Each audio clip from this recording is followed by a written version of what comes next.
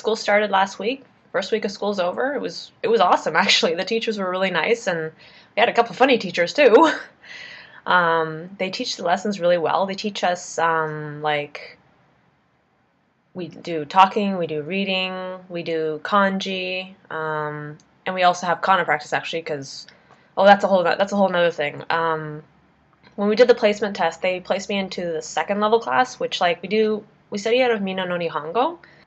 So there's like I got placed in the class that starts at chapter 26 of Mina no Nihongo, so the second book in the series. And then I went into that class for the first day, but actually when I studied back in Canada, I'm kind of half self-taught and half I was going to a lady's house for an hour each Saturday just to take a lesson. But I found it wasn't sticking because it's just kind of like it was an hour, and then once I left, it just kind of left. Um, so that's why I came here. But yeah, that's a whole nother story. But yeah, so I was around chapter 7, somewhere between 17 and 19. And the second class, the Mina no Nihongo 2, starts at chapter 26. So I did try to study before I went to class, but they placed us basically like a few days before, and I tried to study the 10 chapters that I was going to skip, and like I briefly went over them, looked at them, and was like, okay, it doesn't seem too bad, but when I went to that class, it was way too hard. I only understood maybe 10% of what the teacher said. So I switched into the other class. Unfortunately, there's only one other option. Like, there's either chapter 26 or chapter 1. Like, there's no in between. I mean, I asked my teachers about it, and they said, well, wait till the end of the month, and then there's still students arriving, so I guess there's some students arriving later, or late to class. Then they said once the end of the month comes, then the classes will be bigger. Because like right now, there's only I think like 6 people in my class. Actually, I think 8. We had 2 people join. So as the class grows, then they said at the end of the month they'll be able to split the classes into like faster paced and slower paced.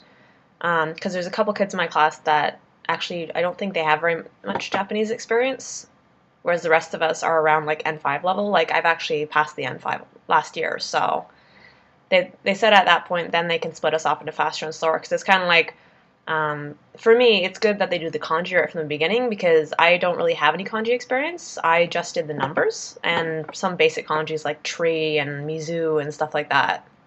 But yeah, when I was in the higher up class, there's like 3 sections. There's like kind of like listening, reading, and writing, I guess.